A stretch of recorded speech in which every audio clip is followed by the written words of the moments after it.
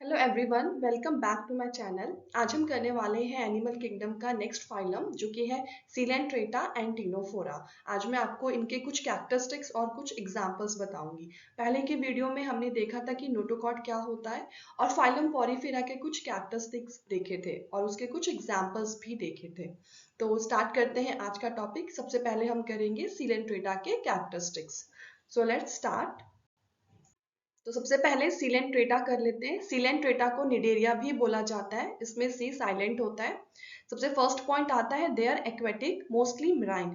जो coelenterata kingdom के जो एनिमल्स हैं वो एक्वेटिक होते हैं। एक्वेटिक मीन्स जो पानी में रहते हैं और उनमें से भी ये मोस्टली जो होते हैं मराइन होते हैं। मराइन मीन्स ये सॉल्टी वाटर में रहते हैं, जैसे कि ओशियन हो गया।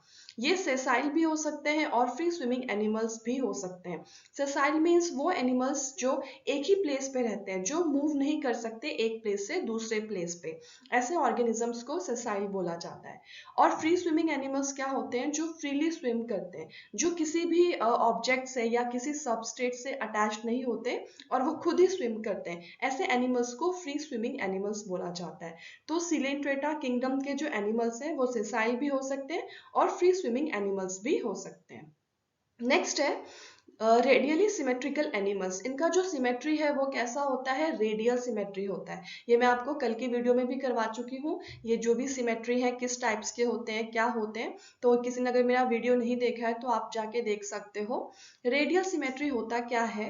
वो सिमेट्री जिसमें हम ऑर्गेनिजम्स को किसी भी प्लेन से टू इक्वल हाफ्स में डिवाइड कर सकते हैं, अगर वो सेंट्रल एक्सिस से पास हो रहा है वो प्लेन। तो सपोज ये कोई ऑर्गेनिज्म है, तो इसे अगर आप यहाँ से कट करो या यहाँ से कट करो या फिर यहाँ से या यहाँ से, किसी भी प्लेन से कट करो जो कि सेंट्रल एक्सिस से पास हो रहा है और जिसकी वजह से जो वो ऑर्गेनिज्म है वो टू इक्वल हाफ्स में डिवाइड हो जाए, ऐसे कंडीशन को या ऐसे सिमेट्री को रेडियल सिमेट्री बोला जाता है। Also known as nidaria due to presence of nidoblast or nidocytes on tentacles.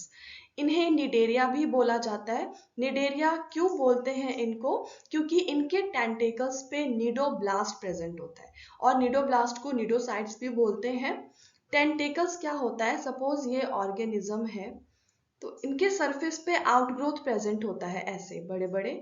ये जो आउटग्रोथ होता है इसे टेंटिकल्स बोलते हैं। इनका फंक्शन क्या होता है? मूवमेंट में, ये लोकोमोशन में हेल्प करते हैं। तो सीलेंट्रेटा किंगडम के जो एनिमल्स हैं they are also known as Cnidaria due to presence of cnidoblast और cnidocytes. Cnidoblast contains nematocyst stinging capsule. ये जो निडोब्लास्ट है वो क्या कंटेन करता है? निमेटोसिस्ट। निमेटोसिस्ट क्या होते हैं? स्टिंगिंग कैप्सूल होते हैं। मीन्स ये इनके पास कैपेबिलिटी होती है स्टिंग करने की किसी भी ऑब्जेक्ट को। Cnidoblast are use for anchorage defence और for the capture of pray.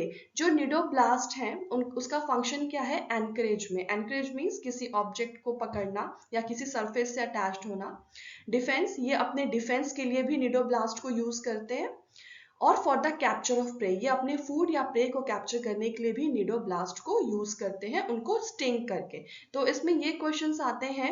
सबसे पहला आता है कि why cnidaria are called so. Cnidaria को ऐसा क्यों बोला जाता है? तो ऐसा इसलिए बोलते हैं बिकॉज प्रेजेंस ऑफ निडोब्लास्ट। दूसरा इसमें क्वेश्चन आता है कि what are the uses of cnidoblast. तो ये जो तीन है वो यूजेस हैं निडोब्लास्ट के। ये मैंने इमेजेस लगाई है यहाँ पे आपको समझाने के लिए टेंटेकल्स और निडोब्लास्ट क्या होते हैं। ये जो आउटग्रोथ देख रहे हो आप ऊपर, ये होते हैं टेंटेकल्स। इन्हीं की हेल्प से ये जो सीलेंट्रेट्स हैं इनमें लोकोमोशन होता है। These are tentacles. और ये है निडोब्लास्ट, ये आप देख सकते हो। ये है दिस वन निडोब्लास्ट। और ये इनके पास स्ट्रक्चर होता है स्टिंगिंग स्ट्रक्चर, जिससे वो किसी ऑब्जेक्ट या किसी प्रे को स्टिंग कर सकते हैं। तो ये निडोब्लास्ट का स्ट्रक्चर है। ये भी आपको पता होना चाहिए, इमेज आइडेंटिफिकेशन में पूछा जाता है। They exhibit tissue level of organisation. इनका जो ऑर्गेनाइजेशन का लेवल होता है वो कैसा होता है? Tissue level. Tissue level means जहाँ पे ग्रुप ऑफ सेल्स प्रेजेंट हो, और वो सेल्स भी कैसे होने चाहिए? जिन सेल्स का सेम फंक्शन है, वो मिलके टिश्यू बनाते हैं। तो सीलेंट्रेट्स में जो लेवल ऑफ ऑर्गेनाइजेशन है वो कौन सा है? Tissue level. They are diploblastic animals. ये डिप्लोब्लास्टिक एनिमल्स होते हैं। डिप्लोब्लास्टिक एनिमल्स क्या होते हैं? वो एनिमल्स जिसमें दो जर्म लेयर्स प्रेजेंट है, एक्टोडर्म एंड एंडोडर्म, उन्हें डिप्लोब्लास्टिक एनिमल्स बोला जाता है। ये सारे टर्म्स मैं आपको पहले वाले वीडियो में करवा चुकी हूँ, अगर किसी ने नहीं देखा है तो आप जाके देख सकते हैं। They have central gastrovascular cavity with a single opening mouth on hypostome. There is a structure which is known as hypostome. तो यहाँ hypostome में एक single opening present होती है, उसे mouth बोला जाता है। और they have a central gastrovascular cavity. ये जो animals होते हैं उनमें उनकी body में एक center में gastrovascular cavity होता है। Gastro means digestion, vascular means vascular system. वो जो system है वो दोनों ही function करता है, digestion का भी और सर्कुलेशन का भी। तो जो सीलेंट्रेट्स हैं उनकी बॉडी में सेंटर में गैस्ट्रोवैस्कुलर कैविटी होती है और उस गैस्ट्रोवैस्कुलर कैविटी की एक सिंगल ओपनिंग होती है, that is known as mouth. और ये सिंगल ओपनिंग कहाँ प्रेजेंट होती है? हाइपोस्टोम में। ये क्वेश्चन भी पूछा जाता है, व्हाट इज हाइपोस्टोम। नेक्स्ट है बोथ इंट्रासेलुलर और एक्स्ट्रासेलुलर डाइजेशन। इनमें दोनों ही टाइप्स के डाइजेशन होते हैं, इंट्रासेलुलर भी होता है और एक्स्ट्रासेलुलर डाइजेशन भी होता है। इंट्रासेलुलर डाइजेशन क्या होता है? Intra means inside, cellular means cell. जो सेल के अंदर डाइजेशन हो that is known as intracellular digestion. Extra cellular digestion क्या होते हैं? Extra means outside, cellular means cell. जो सेल के बाहर हो, किसी कैविटी में डाइजेशन अगर हो रहा है that is known as extra cellular digestion. Next है some species like corals have skeleton composed of calcium carbonate. कुछ जो स्पीसीज होते हैं जैसे कि कोरल्स हो गए, you all know what is corals. उनमें जो स्केलेटन सिस्टम है वो कैसा होता है? कैल्शियम कार्बोनेट का। इसी की वजह से जो कोरल्स होते हैं वो बहुत स्ट्रांग होते हैं, हार्ड होते हैं, क्योंकि उनका जो स्केलेटन है वो कैल्शियम कार्बोनेट का होता है। नेक्स्ट पॉइंट है they exhibit two basic body forms called polyp and medusa. Coelenterata kingdom के जो एनिमल्स हैं उनमें टू टाइप्स के बॉडी फॉर्म्स प्रेजेंट होता है, एक होता है पॉलिप, एक होता है मेडुसा। पॉलिप क्या होता है? Polyp are sessile and cylindrical form like Hydra and Adamsia. Polyp जो होता है वो सेसाइल होता है। सेसाइल मीन्स जो मूव नहीं कर सकते एक प्लेस से दूसरी जगह पे, that is known as sessile. And इनका शेप कैसा होता है? सिलेंडर शेप के होते हैं। और एग्जाम्पल्स क्या है इसके? Hydra and Adamsia. नेक्स्ट है मेडुसा। क्या होता है? Medusa is umbrella shaped and free swimming. जो मेडुसा है उसका शेप कैसा होता है? अम्ब्रेला जैसा। और ये कैसे होते हैं? फ्री स्विमिंग होते हैं, मीन्स ये बिना किसी की हेल्प से मूव कर सकते हैं एक जगह से दूसरी जगह पे। इसका एग्जाम्पल क्या है? ऑरेलिया। ऑरेलिया का कॉमन नेम क्या है? जेलीफिश। तो ये भी क्वेश्चन आ सकता है कि what is the difference between polyp and Medusa. तो ये दो डिफरेंस होंगे इसके, शेप और इनका लोकोमोशन कैसा है उसमें। और दोनों के दो दो एग्जाम्पल्स भी पूछे जाते हैं। या फिर ऐसे भी पूछा जाता है कि what is the scientific name of jellyfish, then it is Aurelia. या फिर ऐसे भी क्वेश्चन पूछते हैं कि what is the common name of Aurelia, तो then the answer will be jellyfish. Aurelia scientific name है और जेलीफिश कॉमन नेम है। नेक्स्ट पॉइंट है those cnidarians which exist in both forms exhibit alternation of generation and this alternation of generation is called metagenesis। क्या होता है इस coelenterates में जो किंगडम है उनमें टू टाइप्स के फॉर्म प्रेजेंट्स होते हैं, एक होता है पॉलिप एंड मेडुसा। तो किसी में पॉलिप प्रेजेंट होगा, पॉलिप फॉर्म, या किसी में मेडुसा फॉर्म प्रेजेंट होगा।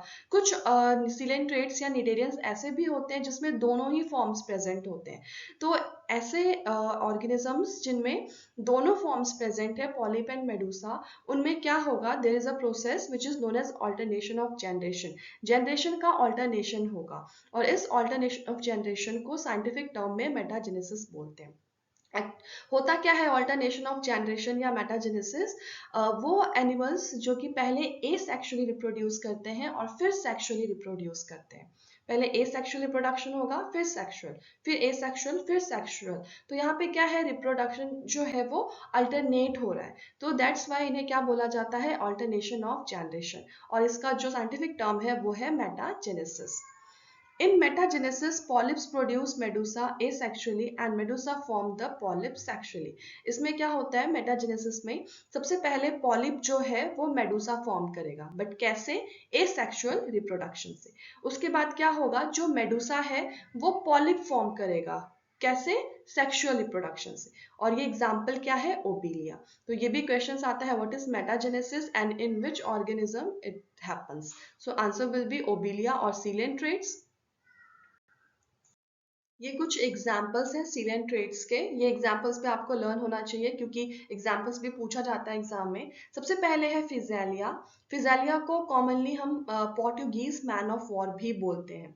नेक्स्ट है Adamsia, it is also known as sea anemone. Next है पेनाटुला, इसे सी पेन भी बोलते हैं क्योंकि इनके स्ट्रक्चर जो होता है इसका वो पेन जैसा होता है।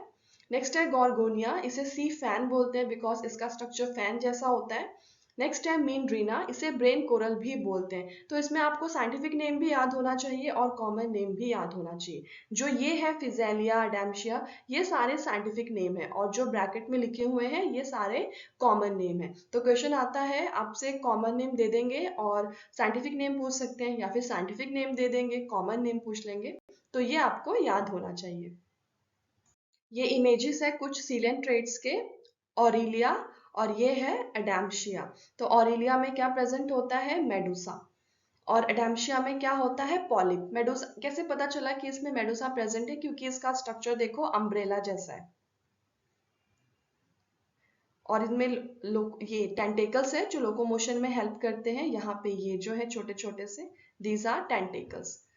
एडैम्शिया में क्या होता है? पॉलिप। पॉलिप कैसे पता चला? क्योंकि इसका जो शेप है वो सिलेंड्रिकल है और जो सिलेंड्रिकल शेप वाले होते हैं वो पॉलिप होते हैं और जिनका अम्ब्रेला जैसा शेप होता है जैसे कि ये ऑरिलिया में है उसे मेडुसा बोलते हैं।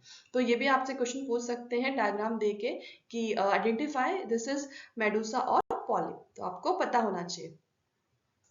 नेक्स्ट फाइलम है टीनोफोरा, कॉमनली नोन एज सी वॉलनट्स और कॉम्ब जैलिस। टीनोफोरा को कॉमनली सी वॉलनट्स भी बोला जाता है या फिर कॉम्ब जैलिस भी बोला जाता है। मोस्टली मराइन, ये भी मराइन एनिमल्स होते हैं मोस्टली। इनका भी सिमेट्री जो है वो रेडियल होता है। ये भी डिप्लोब्लास्टिक होते हैं। इनमें भी tissue level of organisation present होता है। नेक्स्ट पॉइंट है, body have 8 external rows of ciliated comb plates. इनकी जो बॉडी होती है उसमें 8 बाहर की तरफ लाइन होती है और वो जो 8 रोज होता है वो क्या कंटेन करते हैं? Ciliated comb plates. Comb plates जो है इनका लोकोमोटरी ऑर्गन है और वो कैसा होगा? सिलिएटेड, मीन्स वो सीलिया कंटेन करेगा। Comb plates help in locomotion, और फंक्शन क्या है कॉम्ब प्लेट्स का? वो लोकोमोशन में हेल्प करते हैं। नेक्स्ट पॉइंट है both extra cellular and intra cellular digestion. इनमें भी डाइजेशन एक्स्ट्रा सेलुलर भी हो सकता है और इंट्रा सेलुलर भी हो सकता है। Bioluminescence, property of living organism to emit light, is well marked feature. इस किंगडम के जो एनिमल्स होते हैं उनमें एक स्पेशल प्रॉपर्टी होती है, उस प्रॉपर्टी को बायोल्यूमिनेसेंस बोलते हैं। बायोल्यूमिनेसेंस क्या होता है? जिसमें ऑर्गेनिज्म जो है वो लाइट एमिट कर सकता है, जैसे कि जुगनू में होता है। और ये जो बायोल्यूमिनेसेंस है ये सबसे वेल मार्क्ड फीचर है टीनोफोरा का। ये भी क्वेश्चंस पूछ सकते हैं, व्हाट इज बायोल्यूमिनेसेंस, या फिर what is the well marked characteristic of Ctenophora, and what is comb plates, and what is the function of comb plates. ये सारे क्वेश्चंस पूछ सकते हैं। नेक्स्ट है, only sexual reproduction is present. Ctenophora में सिर्फ एक ही टाइप का रिप्रोडक्शन होता है, दैट इज सेक्सुअल। इनमें एसेक्सुअल रिप्रोडक्शन एब्सेंट होता है। नेक्स्ट है एक्सटर्नल फर्टिलाइजेशन। इनमें जो फर्टिलाइजेशन है वो कैसा होता है? एक्सटर्नल। एक्सटर्नल क्या होता है? जो फीमेल बॉडी के बाहर हो fertilisation. Fertilisation means male and female gamete का फ्यूजन, उसे बोलते हैं फर्टिलाइजेशन। तो 2 टाइप्स के फर्टिलाइजेशन होते हैं, एक होता है इंटरनल, एक होता है एक्सटर्नल। इंटरनल वो फर्टिलाइजेशन होता है जहाँ पे गैमेट्स का जो फ्यूजन है वो फीमेल बॉडी के अंदर होता है, और एक्सटर्नल फर्टिलाइजेशन वो होता है जिसमें फीमेल बॉडी के बाहर होगा गैमेट्स का फ्यूजन। तो इनमें एक्सटर्नल फर्टिलाइजेशन प्रेजेंट होता है। ये सारे टर्म्स मैं आपको करवा चुकी हूँ, ये मैं बार बार इसलिए बताती हूँ ताकि आपको याद रहे कि ये टर्म्स क्या हैं। नेक्स्ट है इनडायरेक्ट डेवलपमेंट। इनमें जो डेवलपमेंट है वो क्या होता है? इनडायरेक्ट होता है। इनडायरेक्ट डेवलपमेंट मीन्स ये जो एनिमल्स होते हैं वो एक स्टेज कंटेन करते हैं, that is known as larva. Larva इनके यंग वंस को बोला जाता है और इनके यंग वंस जो है वो जो एडल्ट होंगे उसको रिजेंबल नहीं करते।